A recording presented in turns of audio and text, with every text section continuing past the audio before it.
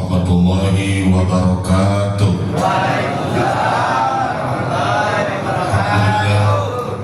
Alhamdulillahilladzi ayyadal mujahidin wa adallal mu'tadin. Wassalatu wassalamu ala asrofil anbiya wal mursalin wa ala alihi wa sahbihi ajma'in, amma ba'du. Ma'asyiral muslimin, jamaah salat subuh berjamaah Cikiwul yang mudah-mudahan senantiasa dirahmati oleh Allah Subhanahu wa taala.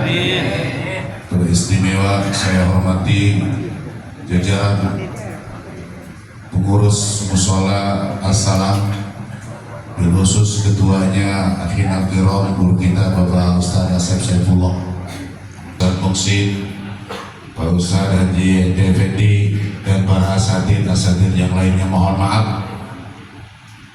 kata Pak Lurah tadi begitu banyak guru-guru kita yang hadir di bersuci ini sehingga mungkin tidak dapat semuanya disebut dihabisin, tapi insya Allah tidak mengurangi rasa hormat dan takdim saya. Aparatur pemerintah, alhamdulillah, Pak Lurah Cikiwul, Bapak Haji Supriyadi, semoga senantiasa sehat dan panjang umur. Alhamdulillah kita punya pimpinan berbaur terus di tengah-tengah masyarakatnya, mobil khusus kegiatan-kegiatan keagamaan kita disupport ya. Kalau Pak Lurahnya aktif, ya mungkin insya Allah ke bawahnya juga akan aktif. Inilah sebuah suri teladan yang patut kita contoh, yang patut kita pertahankan. Sekali lagi kita doakan mudah-mudahan Pak Lurah sehat dan panjang umur. Maaf, yang mohon maaf ya, ini begitu banyak.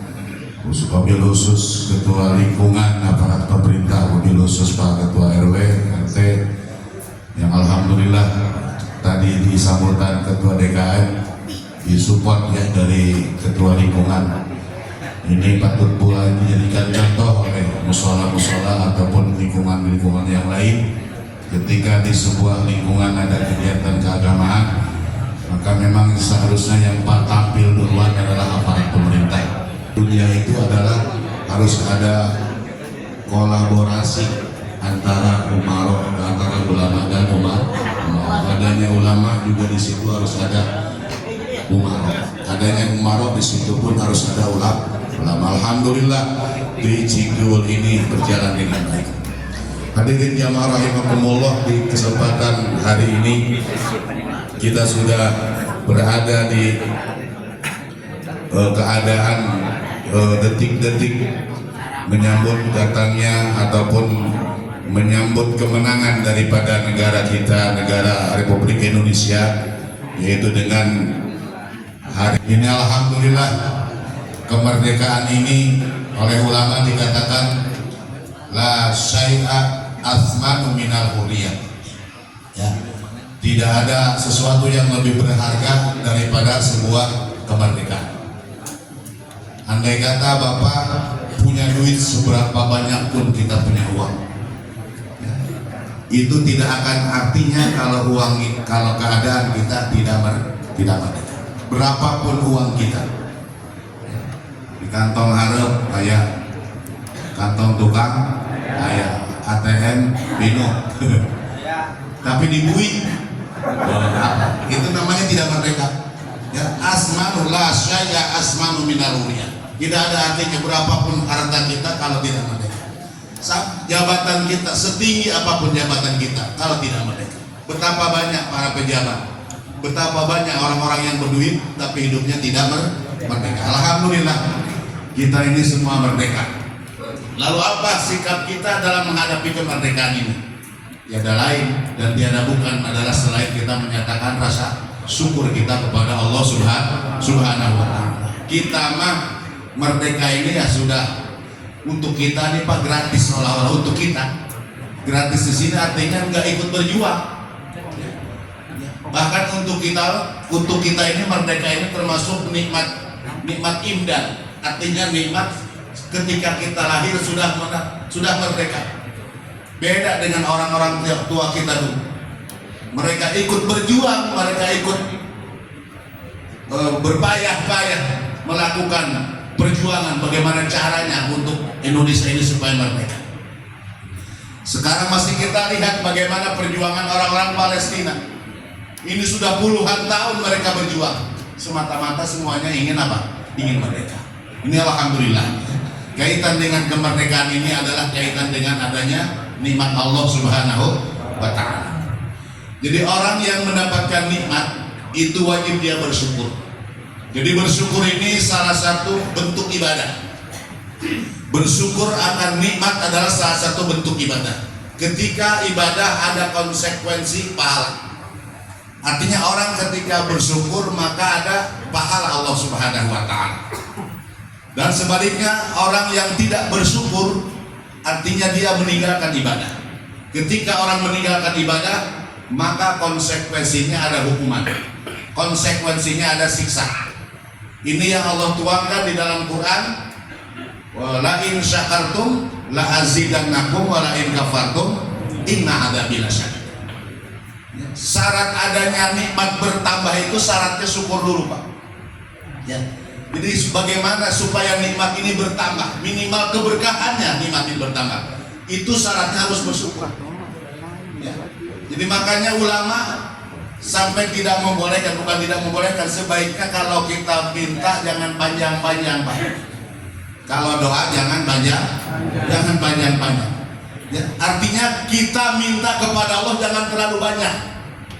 Ya, minta kepada Allah jangan terlalu banyak. Artinya doa jangan panjang-panjang. Kenapa? Belum tentu kita bisa apa? Bisa mensyukuri daripada yang ada. Inilah hikmah kenapa ulama tidak membolehkan minta doa ini dibaca, doa ini dibaca. Lengan geus pegal banget. Rabbana atina wah kesatina ya. Kedel lagi Yasin. Miladun kah? Rabbana atina mawatana kali itu. La ilaha yasipuna ya. Nepi ka leungeun nu tadina duhur teh. Akhirnya dinaon? Itu akibat doa terlalu. Inilah hikmah, doa nggak usah banyak-banyak. Belum tentu ketika kita dikasih banyak pun kita bisa bersyukur. Ya. Inilah hikmah kenapa kata ulama jangan banyak terlalu minta kepada Allah. Syukuri saja yang ada. Karena khawatir, ya, wa malam yashkurin ni'am faqad ta'arrada li zawaliha kata Ibnu Athaillah. Sing sahaja mah anu teu bisa syukur ke Allah, itu berpotensi nikmat tersebut akan hilang, Pak. Orang numpuk-numpuk duit be. Wah, tadi itu kumpulkan, tapi lupa ucapkan alhamdulillah. Pakot ta'arrada li zawaliha. Ini mancing-mancing. Seolah-olah nikmat yang ada ini hilang. Percuma yang ada hilang, ini datang tapi yang ada hilang. Inilah yang terjadi. Inilah hikmah kenapa ulama tidak membolehkan doa apa? Doa panjang-panjang. Emang teman Pak? Panjang. Ini artinya kita bijaksana ya. Makanya ada orang yang istiqomah dalam doa, Pak. Doa itu nggak usah banyak koreksi. Ya cuman memang bagusnya kondisional, Pak. Ya biasa-biasa Bapak yang suka mimpin doa, doanya kondisional. Kapan saatnya kita berdoa? Ketika kita ada di pernikahan. Minimal ketika ada di pernikahan doanya tentang apa? Ya ada Robbana hablananya lah gitu. Kapan doa ketika kita di apa? Di khitanan. Kapan doanya ketika kita ada di makom? Kapan doanya ketika kita di tahlilan? Minimal di situ, Pak. Kesananya bebas, artinya mau itu juga nggak apa-apa, minimal ada itu adabnya. Makanya ada ulama yang mengatakan ketika Bapak ziarah ke makam harus dibaca doa isol. Ya, doa isol itu bagaimana, Pak? Allahumma ja'al wa ausil itu namanya doa apa? Doa isol. Jadi ya Allah saya baca Yasin, ya Allah saya baca Ulhu falak binas, baca sholawat, semoga pahalanya disampaikan kepada siapa? Di situ. Itulah salah satu syarat bagaimana supaya doa kita sampai kepada almarhum. Secara umum ya silahkan. Cuma ulama membatasi jangan panjang-panjang, jangan banyak-banyak, khawatir nikmat-nikmat yang ada itu kita tidak bisa apa? Tidak bisa bersyukur. Ya, dengan minta dulu, itu ayah deh lah. Ya, ayah. Ya, makanya Nabi Daud, Pak. Ya, Nabi Daud ini pernah curhat. Ya, Jadi Nabi Daud ini salah satu nabi yang banyak diberi nikmat oleh Allah Subhanahu wa taala. Ya Rabbi kaifa askuru laka. Nikmatun alayya min indiha tastaujibu syukran. Bahasa orang maki ya Gusti, iya nikmat coba amat ya. Uing can bisa syukuri kumaha nah gitu. Jadi Nabi Daud curhat kepada Allah karena belum maksimal untuk bisa bersyukur. Sedangkan nikmat kepada Nabi Daud banyak banget. Bukan Pak Haji Daud ya. Alhamdulillah. Kita tahu. Jadi nama ini memang harus bagus Pak. Ya ini Nabi Daud ini. Nabi Daud ini ayah daripada Nabi Sulaiman. Bagaimana kenikmatan Nabi Daud? Keistimewaan nikmat yang diberikan oleh Allah kepada Nabi Daud satu suara. Rata-rata kori-kori Pak itu punya suara bagus. Itu biasa tawasulnya hadiahnya kepada siapa? Nabi Daud. Nah, Bapak nu seorang ngerebek, sering-sering macam Fatihah ke Nabi. Insya Allah nona. Suara mah bakat Pak suaranya. Tapi Insya Allah ini ada hikmah-hikmah. Kenapa ahli-ahli hikmah mengajarkan hayang suara bagus? Ijazahnya ke dalam Pak. Nah, hadiahnya kan Nabi Daud. Karena Nabi Daud ini di antara nabi yang punya suara luar biasa. Nah, keindahan Nabi Daud ketika baca Zabur. Itu ketika baca kitab Zabur itu Nabi Daud itu ada apa? Ada daun yang jatuh ya. Daun rambutan atau daun apa jatuh Pak. Nabi Daud lagi ngaji. Itu daun belum nggak bisa sampai ke bawah. Diam dulu itu daun. Apa daun? Kenapa? Saking enaknya, indahnya, nikmatnya ngedengerin suara siapa? Kalau suara kita malah ngomel bini kita Pak. Bong bedas-bedas ngaji. Karena ketenangan suaranya. Karena di Mekah, di Madinah nggak boleh Pak baca Quran ini keras-keras. Karena memang dilarang, satu mengganggu orang, terlebih-lebih suara kita nggak enak didengar. Nah, ulah bedas-bedas lah. Disampaikan ulah bedas-bedas, nyesuaikan. Manakala memang kita tidak punya potensi suara yang bagus. Nah ini ada ajaran ulama. Kenapa ahli-ahli bacaan, ahli-ahli qiraat ketika dia bertawasul hadiahnya kepada Nabi Daud? Karena Nabi Daud adalah salah satu nabi yang punya suara apa? Suara paling bagus. Satu. Yang kedua, nikmat yang Allah berikan kepada Nabi Daud adalah dia itu wa'alantal hadid li Daud alaihissalam. Nabi Daud itu punya kelebihan pandai besi. Jadi nyen comro bahana tina naon? Tina besi. Nah, ini luar biasa Pak.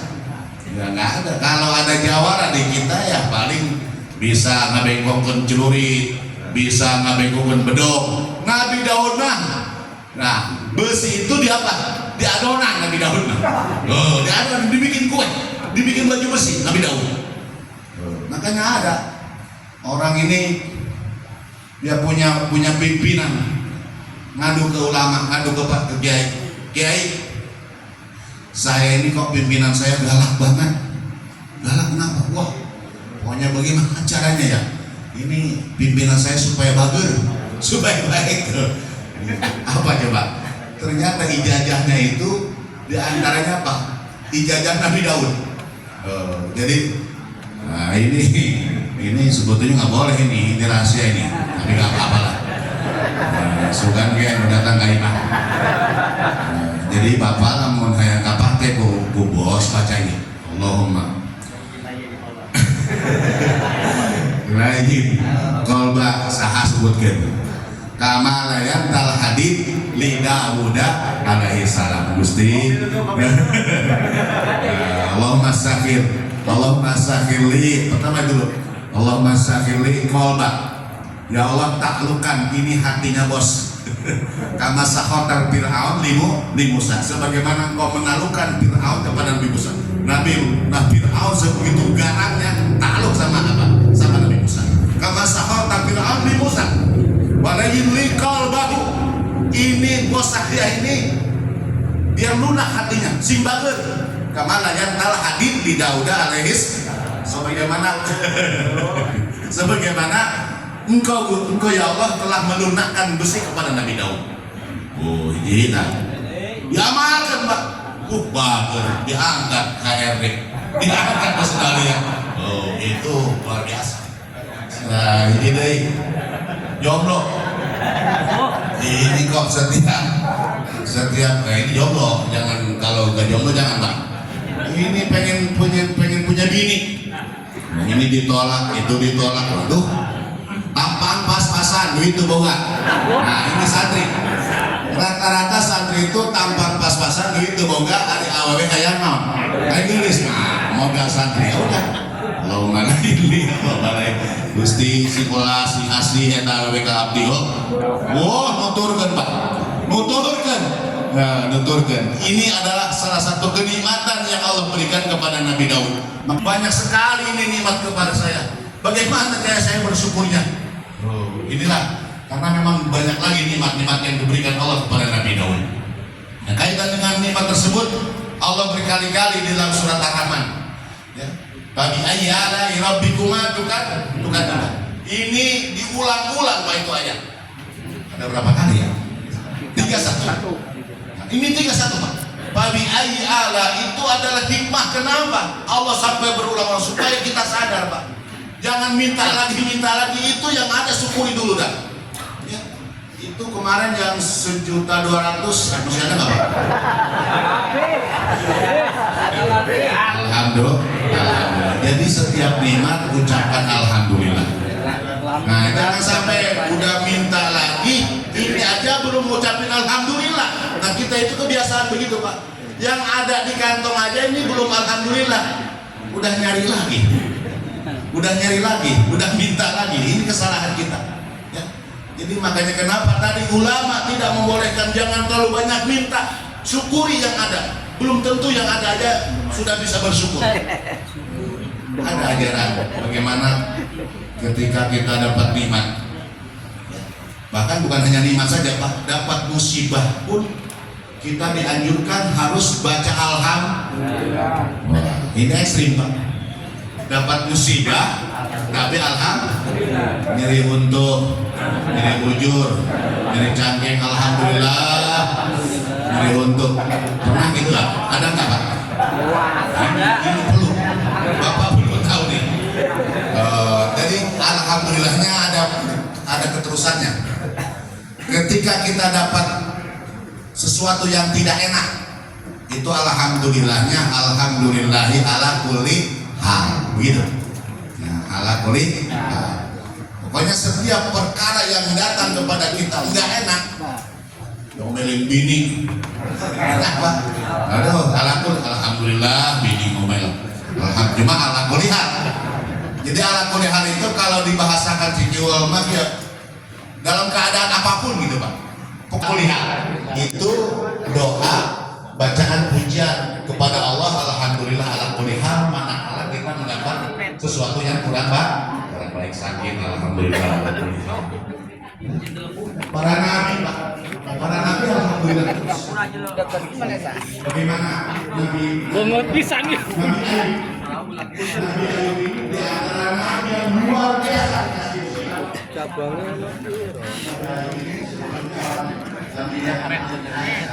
Sorana tetepi ke dia sampai karena mantap.